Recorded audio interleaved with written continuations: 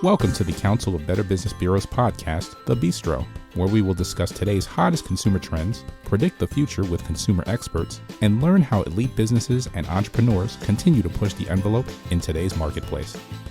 Hello and Happy New Year. Welcome to The Bistro. We are so excited for today's podcast because it is our very first podcast of 2017. I'm your host, Elaine Espinola, and I am thrilled to bring these exciting business discussions to you.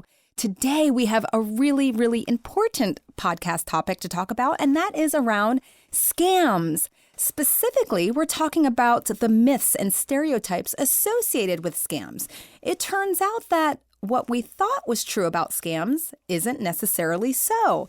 In fact, just last year, in 2016, the Better Business Bureau conducted a survey of over 2,000 participants across the United States and Canada, and they were asked about their perceived vulnerability to scams.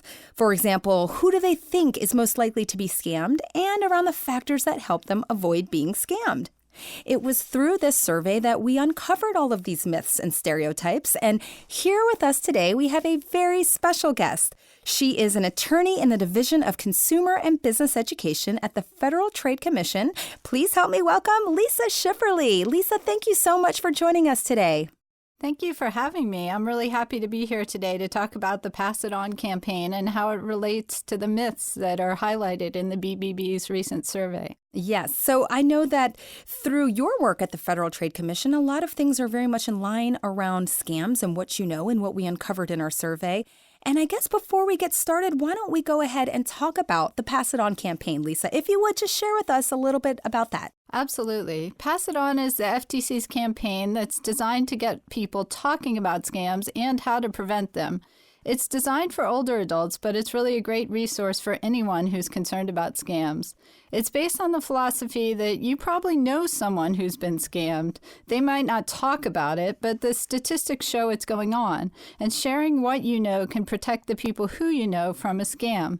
People listen to you because they trust you. You may be a friend, a neighbor, a relative, maybe even a consumer advocate. And Pass It On gives you the tools to talk about and prevent scams. It covers 6 different scams: imposter scams, identity theft, charity fraud, healthcare scams, and you've won, or lottery or sweepstakes scams, and finally, paying too much, which is really just unexpected charges on your bills. For each of these scams, Pass It On includes articles on how to recognize and prevent the scams. It includes presentations, so you can go out and talk about scam prevention, bookmarks, and an activity. We also have a video to give you ideas about how you can use Pass It On. All of these materials are designed to help you start conversations about scams and pass on information that helps prevent scams. This information is all available for free at ftc.gov/passiton and in Spanish at ftc.gov/pásalo. Gotcha. Well, sounds like one scam too many, by the way, Lisa. You went down that list. And that's why we're here today. And the whole point is that knowledge is power. So if we can share what we know and, by the way, pass it on, which goes back to the beginning of time, that's how we get information, by passing it on. That's probably the best way to receive it, from a trusted source, like you said. And so we thank you for coming on because this is really important. And so now that we went through the background of Pass It On and why it's important, let's start talking about those myths that we uncovered through the Better Business Bureau and our survey, and the information that you have through the FTC. So we're going to talk about the myths. I'm going to list them out that we found, and then we'll go through them one by one. How does that sound, Lisa? Sounds great. Okay. So the first myth around scams is that scammers are easy to spot. The second myth that we uncovered was that scams are someone else's problem. Another myth that we found around scams is that I can't protect myself. And the fourth point, but there were some more, but the fourth that we'll talk about today was that there is no point in reporting the scams. So Lisa, I know you have some great information to share with us that help drive these myths even further from the truth. So let's talk about that. Sure. Pass It On has been around a couple years now, even before the BBB study. And if you look at Pass It On in light of the BBB's recent study, you'll see that it addresses the myths that you just described. First of all, scammers are not always easy to spot. Also, scams are everyone's problems, and you can protect yourself and your friends and families from scams. And finally, reporting scams is critical. The Pass It On materials dispel each of those myths that were found in the BBB study. Well, let's kind of dive into that myth number 1, that scammers are easy to spot. And the whole idea is that if they were so easy to spot, they probably wouldn't happen. But they're not easy to spot. So let's talk about that. Exactly. Scammers are not always easy to spot. The scammers can be really sophisticated and make their scams sound very real and believable. You can't even trust caller ID anymore because phone numbers can be spoofed. And so that's why Pass It On gives people tools to recognize scams and scammers. For example, for imposter scams, Pass It On reminds you to look out for calls or emails that say they're from someone you know, but then ask you to wire money or put it on a prepaid card. Wiring money and prepaid cards are red flags for a lot of scams because it's really hard to get your money back. For charity fraud, as another example, Pass It On reminds you to take your time. You can spot a scam by knowing scammers often pressure you to pay right away. Legitimate charities will agree to send you something in writing first. So for each scam, Pass It On goes through and has information on how to spot the scams because they're not always easy to spot. You know, Lisa, that's great information. Not only are they not easy to spot, but typically scammers they're really looking for vulnerable people who like to give. Not that they're vulnerable people, but, you know, we just finished the holidays and people want to give to charities during that time because they're kind. And there's people out there looking to take advantage of people just like that. And so I think providing people with tools to recognize that this exists is really, really great because you might just be a giving person who wants to go out during the holidays or anytime during the year and give. And if you are not aware that sometimes you need to take a little bit step further and investigate that particular charity and who you're giving your money to, you might not know, you might not do that, and you might find yourself the victim of a scam. So thank you for sharing that. And let's move on to the next myth. Okay, so this next myth says that this is someone else's problem. That is definitely a myth. Scams are everyone's problems, and Pass It On reminds people that scams do not disproportionately affect seniors. Even though Pass It On was designed for older adults, it's based on the premise that older adults are not vulnerable victims, but they're actually part of the solution. They know about scams and can share that information with the other people they know to help prevent scams in their communities. Now, it's interesting. If you look at the research that we did for Pass It On in terms of trying to figure out how to target our materials to older adults, what we found is that most age groups think older adults are most likely to be victims, except older adults themselves do not view themselves as most likely to be victims. And they are actually right. If you look at our complaint data, you'll see that older adults are not victims at any higher rate than any other age group. They're actually victims at a rate that's proportional to their population in the U.S. So scams are really everyone's problem, regardless of age, race, gender, or socioeconomic status. So Lisa, myth number 3 says, I can't protect myself. Talk to me about that. Actually, there are steps that we all can take to protect ourselves from scams. In fact, Pass It On gives people tips about how to protect themselves from 6 different scams. For example, for imposter scams, Pass It On says, stop, check it out before you wire money to anyone.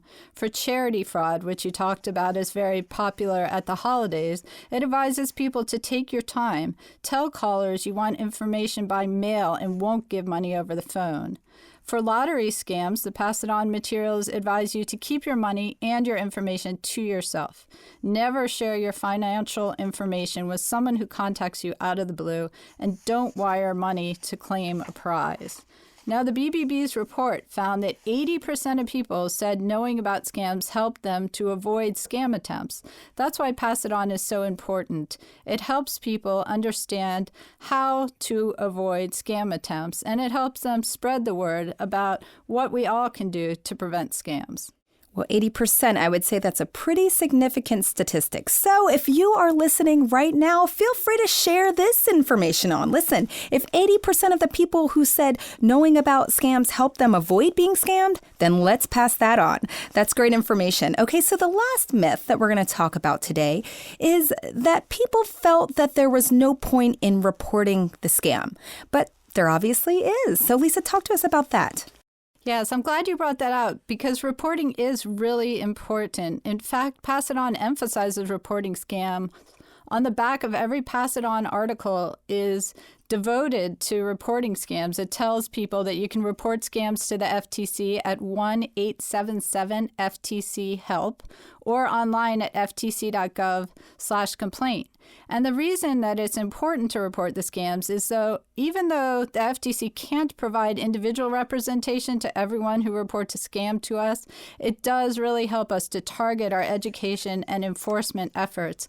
The complaints can help us decide which cases to bring in federal court to shut down a scam. If we get enough of the same complaint, no matter how big or how small, it allows the FTC to bring a case and decide when bringing a case is appropriate.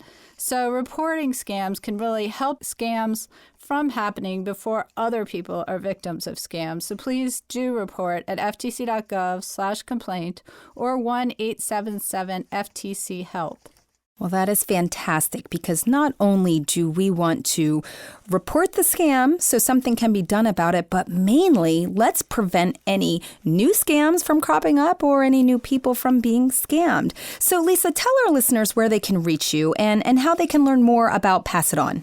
To learn more about Pass It On, you can go to ftc.gov/passiton, and all the materials are available in Spanish as well. You can go to ftc.gov/pásalo for the Spanish materials. You can also order free print copies at bulkorder.ftc.gov. So you can order as many as you want of these articles if you want to host a scam jam or pass them out at your library, senior center, or just give them to friends and family. Feel free to order those at bulkorder.ftc.gov. I'd also encourage listeners to sign up for FTC scam alerts. You can do that at consumer.ftc.gov. By signing up for scam alerts, you'll learn about the latest scams first.